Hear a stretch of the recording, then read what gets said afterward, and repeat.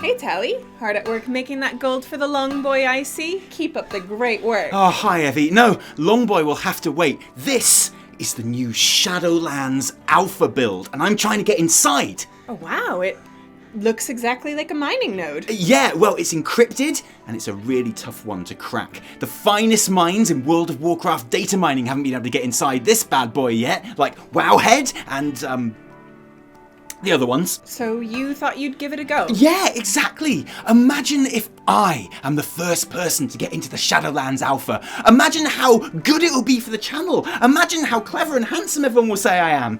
So what's your plan? I'm hitting it with this hammer. Do you think that'll work? Oh, wow. Oh man, I can't believe it. I've cracked it. I've cracked the code. I'm in. Are you ready? Oh man, am I ever! Let's see what Shadowlands has in store.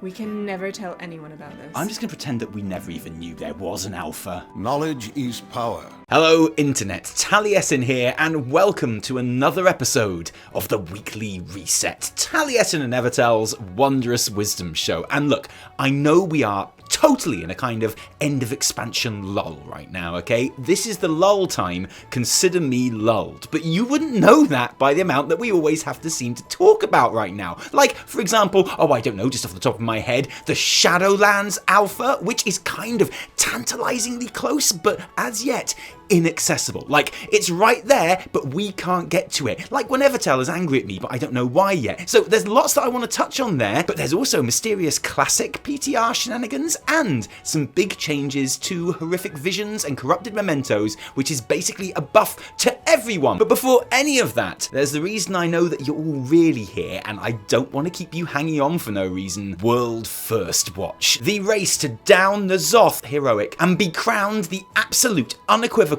best guild in the entire world, with a name a bit like Immortalis. And here's how things stand. My own guild, the friendly, kind, happy-go-lucky, honest, nice, and disarmingly attractive Immortalis Argent Dawn EU, yay, have been progressing at a pretty leisurely pace this tier, all things considered. We currently sit at 9 out of 12. Those re-clears after a reset are taking a lot longer than we'd really like, which means that we usually only have like a couple of hours actual progression every week, which under normal circumstances is absolutely fine. We killed Raden last night and we're within a couple of % of Vexiona, and that's the kind of pace that would feel really satisfying. Except there is a race on right now, and although we are still above our oceanic cousins, bit like Immortalis, but just barely, ahead of us, Taco Immortalis are poised at 11 out of 12, and this week, front runners Est Immortalis, who led the Immortalis pack from day one, even though they're cheats and hackers and exploiters who bot and who litter and who are mean to animals, or so I heard. I don't know if it's true, but it sounds like it might be true. This week, Est Immortalis became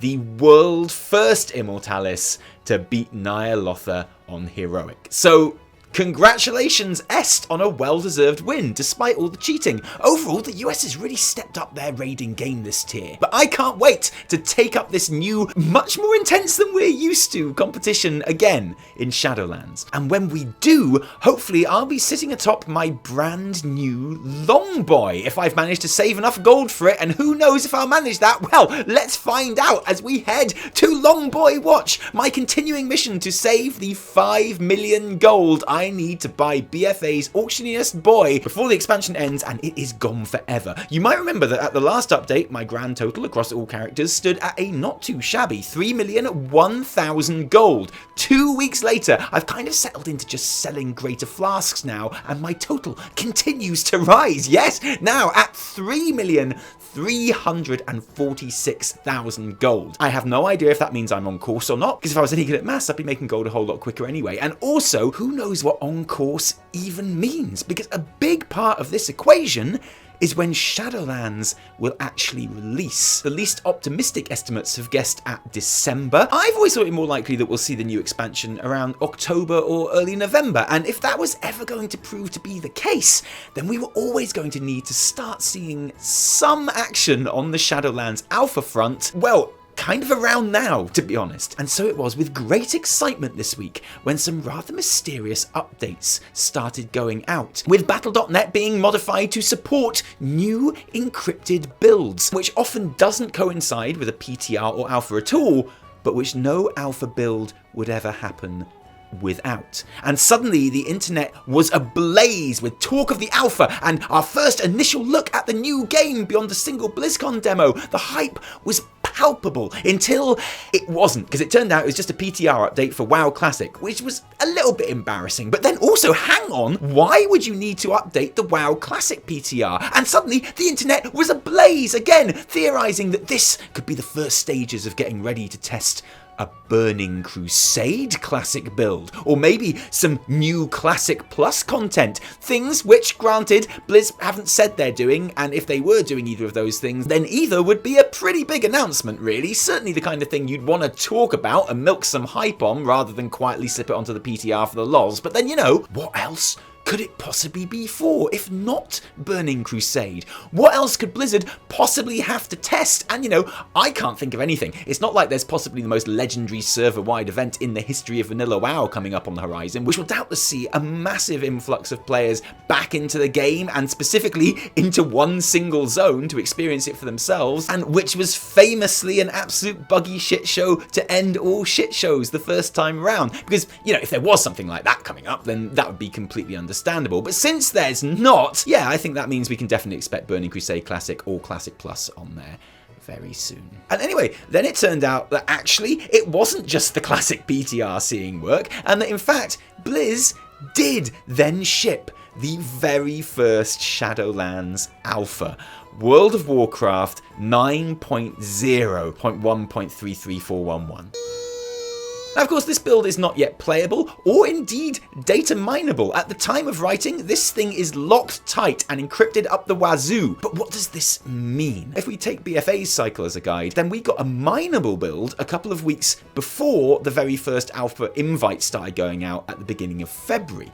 Now, obviously, we are already behind that date in 2020, and I get the feeling that Blizzard aren't in any kind of rush here. Although a playable alpha is clearly imminent, I'm not sure if it's especially close. Although now I've said that, expect a playable build to go out live with tons of invites about an hour after this video publishes. That's how it usually works. If I had to guess, and this really is a guess, I'd expect Wowhead to start data mining new models and broadcast text around the beginning to mid-March, with alpha invites going out late March, early April. And you better believe that until that happens, I will be sitting here refreshing Wowhead on the hour, because I'm with the forums on this one, which have been abuzz all week with anticipation, because this is the new expansion, guys, and who wouldn't be excited to check out the new expansion and test the new expansion and see what awesomeness the new expansion has to hold, what delights Blizzard have conjured up for us to know it's a shit show, obviously. Why bother? It's bound to be shit! Stuff introduced on BlizzCon looked boring af, basically beta for Azeroth 2.0. Oh wow, get to play more idiotic content full of bugs that will never be fixed, yay! And it's not unreasonable to have trepidation about the Shadowlands Alpha, and not just in the usual, oh god, please let me get alpha, oh please, oh man, please though, kind of way either. There's an edge to these early stages of Shadowlands testing, a nervousness amongst the player base that wasn't nearly so noticeable for BFA. After BFA left huge swathes of the player base unsatisfied, and that makes the stakes feel unusually high. Blizzard will sense that they can't afford another slip up, and the player base are nowhere near as forgiving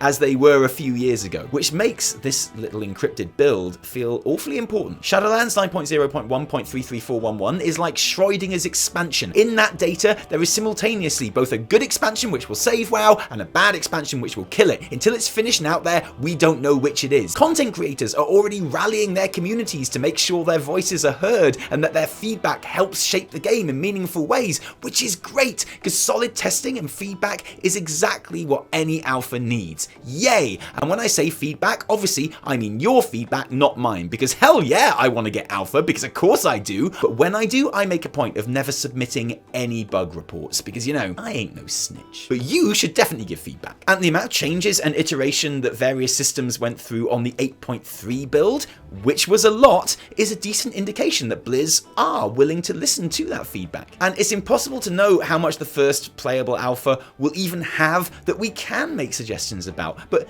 here's what I'm hoping we'll be able to see when it eventually opens up. Because for me, these are the biggest things that Shadowlands needs to get right. Covenants. Now, this is the most important system in the game, and the one that is probably the easiest to get wrong. It's not only the center of your character's story and RPG progression with their strong aesthetics and cosmetic rewards and picking which side you'll represent, but also your power progression at endgame too. The Covenant abilities and soul-binding talent trees being elements that will shape your gameplay experience, maybe more than they should. Because I think I speak for everyone when I say, I just want those unique Covenant abilities to be balanced, even if that makes them largely underwhelming. I'm fine with my Covenant choice being pretty much an aesthetic choice. Actually, that's what I want. I don't want to have to choose Bastion and hang around with the cast of the Blue Man Group's Ancient Greece adventure just because it gives me the best ability for my class. Because I'm gonna be choosing the Vampire Bitey Boys. There's nothing that can change that, I'm afraid, so for the sake of my raid spot,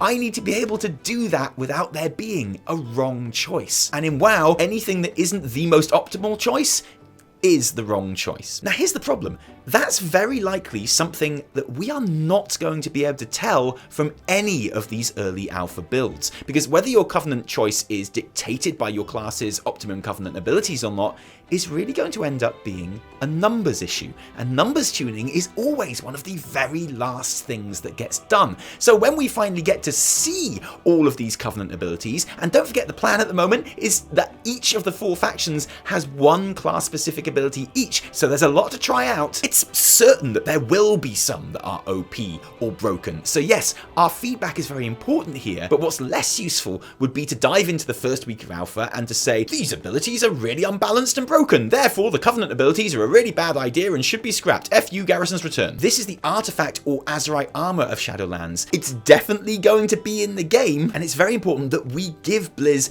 everything they need to make it work, and not just dismiss it if we don't like it on week 1. And when I say we, obviously I mean you, because I'm not telling them anything, because I ain't no snitch. And the same principle goes for class changes. A lot of early feedback around classes inevitably involves complaining that certain things are over or underpowered, but that's pointless at this stage. If you're lucky enough to find yourself in the alpha, concentrate on whether changes make your class more fun to play or not. No one is touching those numbers until the last weeks leading up to the pre-patch. Another thing I'm going to be looking out for, especially in this alpha, is the gearing. I think generally the community is yearning for more deterministic reward systems in place with less Diablo feeling loot casinos. And from what little we've heard about the Shadowlands legendary system, where you work and collect to craft items with big effects that you choose as a long-term goal, that certainly sounds like something that could help fill that need. I don't know if anyone is quite sure how the new legendary building is going to work. Obviously there's loads of criticism about corrupted gear in 8.3, but one really fun aspect of that is the character and loadout building and balancing element to it. I hope that's something that Blizz can carry through into the Shadow Dairies. I'll work on that name. And I'll be interested to see if Blizzard can make sure that the optimum way of farming the things that you need to make them isn't a boring, mindless grind, because that optimum way is supposed to be Torghast, and the new Tower of the Damned is going to be a very important part of Shadowlands endgame for that reason. And whereas I don't think that we'll be seeing any of this in the first alpha builds, it is something that I hope Blizz give plenty of time to test, because it's going to need it. Horrific Visions turned out a lot more fun than I thought they would in 8.3, and they are clearly the first steps into this kind of gameplay system. I mean, you're even doing it to empower a legendary. But Torghast's ambition, it seems to be on a much grander scale, with a whole lot more going on. It's going to need some time to breathe on the alpha and to really work out what it's going to be. Something that, say, Warfronts never quite managed. I'm really interested in Oribos, what we assume is going to be the central Dalaran-style hub for the expansion, and if it is, then it's actually very likely that it, or some unfinished version of it, will be a key part of any early builds. And this is important. I have a genuine pet theory that Alliance players have enjoyed BFA generally a bit more than Horde players, and I honestly think that their 2 different central hubs have something to do with that. Your capital is a huge part of your day-to-day experience. It's often the first thing you see when you log on, and how cozy and intuitively laid out it is can have a massive impact on your enjoyment. I'm really hoping that Blizz don't cop out of having something huge and sprawling thing, because I'm still finding new things in Dazar Alor and Boralus even now, and it's amazing. But for the love of all that is sacred and good, have everything important conveniently arranged around one easy location, eh? More Boralus, less Pinkermid is all I'm saying. And also, I just want to see it because I bet it's really cool. Because yes, I am a critic, but obviously I'm also a fan. And on top of all the serious stuff and the testing and the bug reporting, I just want to see a whole load of cool new shit. I want to see the zones.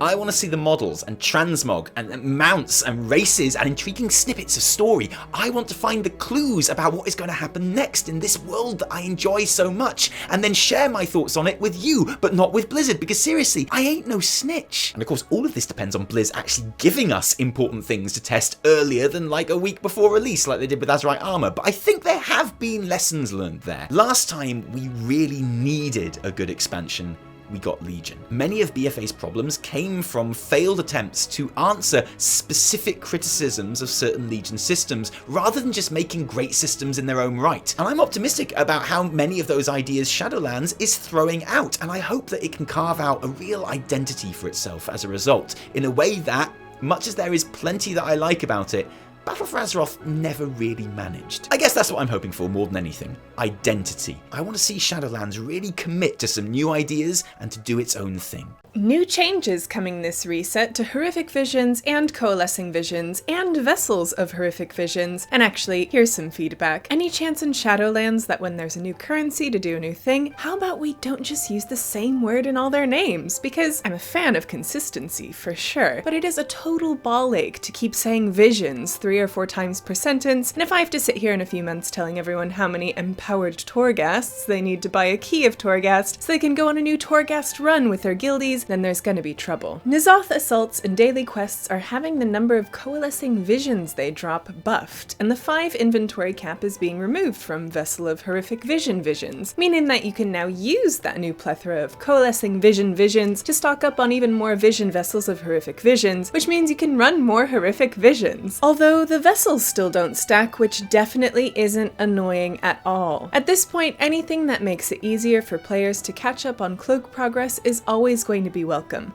and that's exactly what this change is for. The torn pages of Fear and Flesh that you need to collect for ranks 7 to 11 of your cloak has also had their 2 per vision cap removed, so you'll now receive a page for every lost area you complete. Cloak range 11 needs 8 of those pages, so you can now complete it in a minimum of 2 visions rather than 4 visions. And you'll be able to do more visions anyway because of the increase in coalescing visions. Overall, a visionary change. Okay, Tally, you're not writing any more of these. But don't take my word for it. Just check out the reaction on the forums, where there was general delight at a change which is good for alts and those who have fallen behind on cloak progress on their mains, where players were quick to praise Blizzard for a sensible change that makes it quicker to get to the good stuff. And Praise be! Finally, good changes. Thank you, Jesus, Lamafau! no, they really were, even though the vessels don't stack, which is fine, like it's not annoying at all, and actually I don't even care, so I don't even know why you brought it up. Of course, after rank 11, it does start to get potentially a little bit more complicated, and one failing of Horrific Visions is that Blizz haven't always made it totally clear what exactly you need to do to complete each upgrade, which would be fine, except for those limited attempts you get per week. So, we're linking the Wowhead guide to the latest cloak and vision requirements in the description below. And lastly, something which won't impact your game, but is just cool and I wanted to share it. The official World of Warcraft Music Festival in Shanghai, scheduled for March 14th,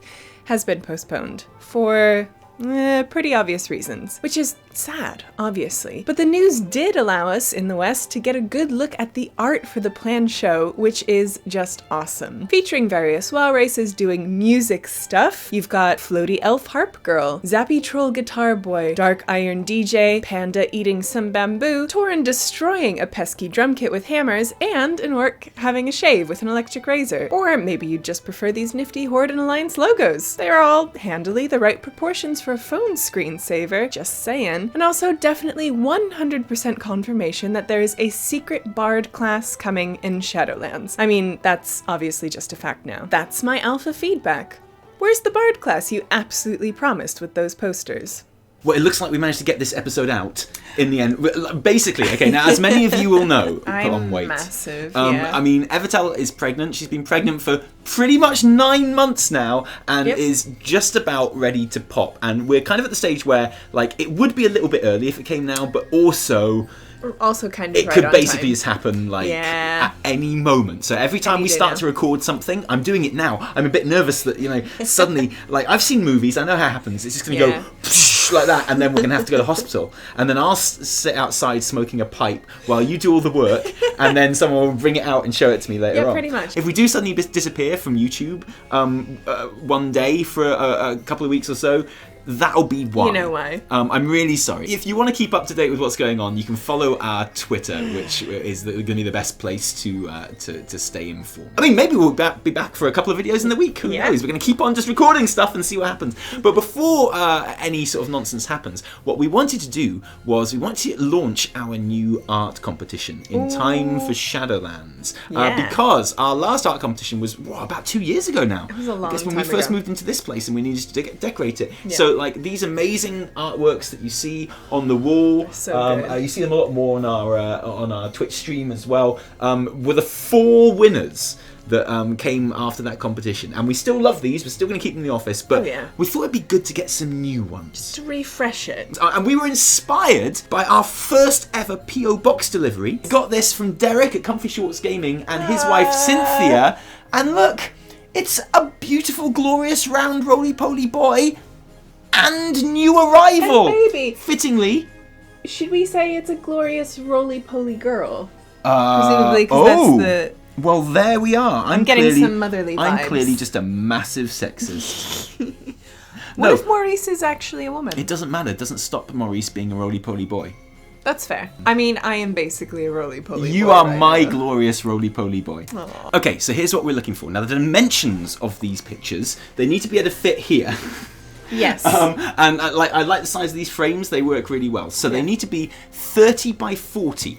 Okay? Centimetres. Centimetres. 30 by 40. Those proportions. And we prefer it if they were profile view rather than landscape view as well. Just because they're going to fit better. But you know, you do you. You make whatever you want to do. I'm just saying it's probably got more chance to win if it's that size. Because we're keeping this setup.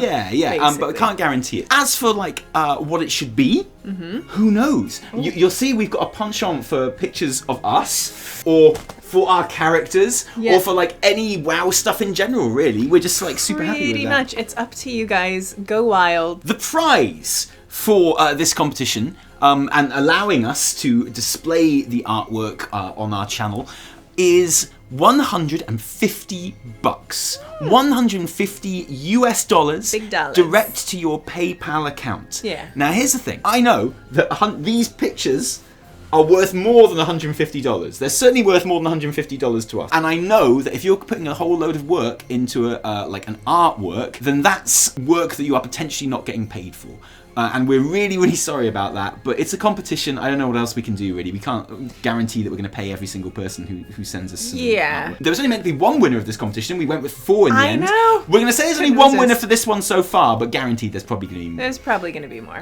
Send us a image, digital image, scan, whatever you like, of your glorious artwork to our email, taliesinandevitel@gmail.com. And the subject line has to be art competition. Has to be. Because we're filtering that shiz. We will not see it. It's going in a folder, and if it doesn't go in the folder, we're not going to see it. And we got hundreds and hundreds and hundreds of entries last time out. And it was glorious and wonderful, but I'm sure we got more that we didn't see but that were titled incorrectly. So it has to be spelled right. Put that in the subject line. It has to be the subject line. It has to be the title of the email. It can't just be in the email. Has to be like that. Yeah. Awesome. And the closing date for this competition is the last day of March. Because I appreciate things take a while to draw, don't they? Things take a while to make. So, like, the second it is no longer March, it's not now, but the second April starts, the second it's April Fool's Day, this competition is over. It's done. UK time. We cannot wait to see what you come up with. We cannot wait to have some new artwork in this office. It's going to be amazing. I actually can't wait. Do you think that we're going to get Ny'alotha down before baby's born? No. Absolutely not. Oh, ye of little faith. What if Okay, here's the Our thing, right? progression is really slow. Imagine, right? I think we're gonna have to extend. We're gonna have to start extending. We can't be doing these weeklies Yeah, no, every we week. I can't. think that's the We problem. can't. So imagine, right? We've had an unusually good night. We somehow managed to get Carapace of N'Zoth down first try. Wow, okay. And we're on N'Zoth. Yeah. And like it's going really, really well. We've been pulling it all night, just like the olden days. And N'Zoth and people are like, oh my god, we're gonna do it. All we need to do is just focus fire, just like, and there's only like 4 of us left or whatever. Yeah. But we can still do it, and you're one of those people. And just as it's becoming clear that we're on course for a kill here, you feel a little twinge. Oh, a little twinge, and the movie thing happens, and you just go psh, like that, and little baby, that little head is like, hello. What do Surely you do? that would give me... Do you complete the raid like a pro gamer, or do you like go, oh, good to have my baby, and do you blow the pull? Do you blow the kill like some noob? And you know, there's always this high that women experience, like when they give birth, that you're like, I can do anything. So what, you would finish the kill? Heck yeah. See? And people say girls are fake gamers. I'm committed. Also, it would make up for just all the times I've destroyed the raid. Like, can't sit in one position for a long time. No, you've been very uncomfortable. Like, Evie has basically been playing like with a laptop on her belly, like or this, just and on just the like couch, lying down like at this. various different degrees, like this, and people are like, Evie, your DPS isn't as good as usual. And she's like, I'm basically upside down. I don't think this will be the last episode of the Weekly Reset before No, I Baptist think we've got at least one more in us. So all of this big talk, and I guess we'll have to wait and see. Well, we'll see what happens. I don't know. We'll keep you updated. Hopefully we'll get another video out this week as well. To join us for live streams on our Twitch channel all week as well. Maybe you'll see the moment you go into Labour live. Who knows? No. That'd be awesome. Because I'm not going to be on the stream when that happens. Well, how do you know? Because I'm probably not. You could just be on stream like, hi everyone. And it could be like, if you liked this episode, don't thank us. Thank our patrons who give their actual real life money to make all of our work happen, guys. Thank you. Without you, there'd be a whole lot less Taliesin and Evitel. It's very true. We need to do another Q&A before birth as well. Yeah, we do. If you didn't like it, downvote the shit out of it. And remember, my name is Ninja. Were you okay with failing that pull? You just lost twice. Wow. You lost twice. You're a horrible person. Thanks, Dad. I know, that was like a real boomer moment from like yeah, a little from bit. like the most famous video game player in the world. It was like, bit. thanks, boomer. Okay. Yeah. Cheers. My name is Taliesin from me. And me, Evitel. Until next time, cheerio.